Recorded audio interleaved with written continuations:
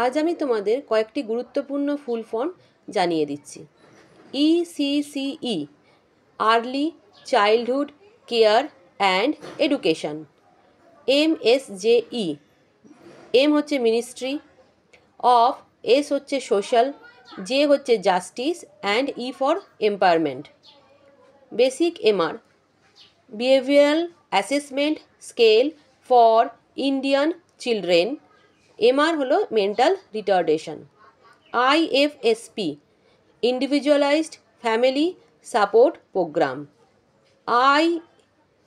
NIEPMD N হচ্ছে national, I হচ্ছে institute for the empowerment of person with multiple disabilities.